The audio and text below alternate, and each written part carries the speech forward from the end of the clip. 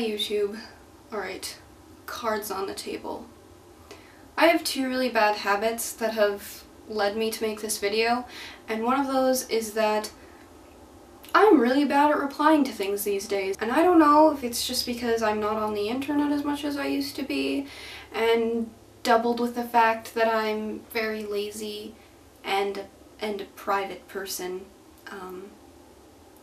Yeah, it's probably those three things. But that habit leads me to have this other bad habit in which I just allow things just to become buried. Like, I fully intend to reply to your @reply, but right now I just want to watch Netflix. And then that gets buried, and then this YouTube message gets buried, and this thing in my ask box gets buried, and that thing in my ask box was about pizza, and that was really important. So, instead of just replying in text form when it would make no sense a month and a half later, I'm going to recount this tale and tell it to you. It started out with someone asking me if I'm an English major, and I replied, I go to community college.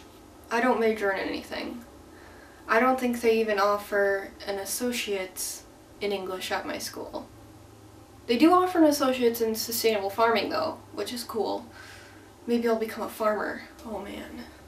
I'd be such a good farmer.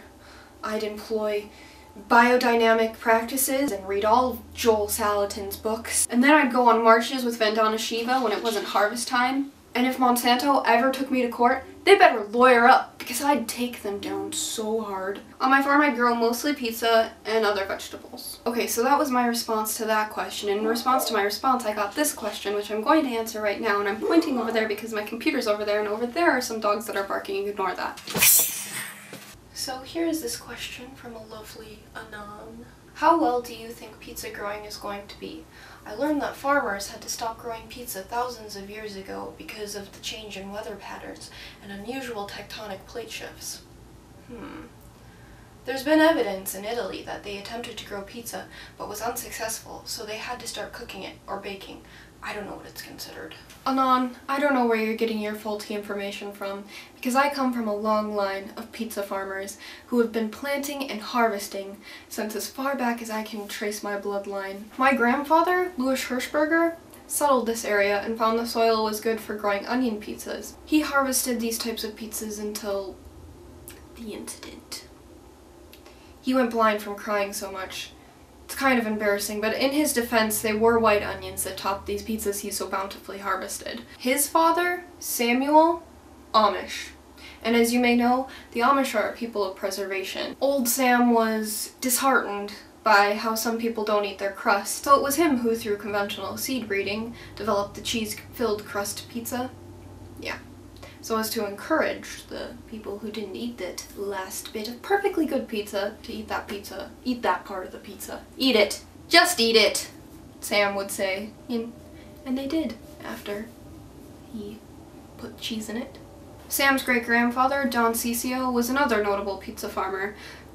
Last name changed when they're fleeing the fascist movement and came over to America. He was a native of Italy, so Anon, your info is not all wrong. People did attempt to grow pizza in Italy at one point. He was successful.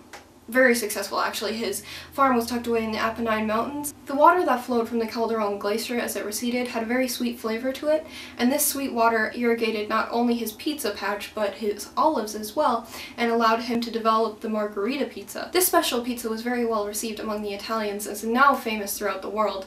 It is personally my favorite pizza. When I myself made the pilgrimage to Italy, I bought a slice of this pizza from a street vendor and sat down on a curb. As I ate it, I could feel the pizza pride just surging through my entire person.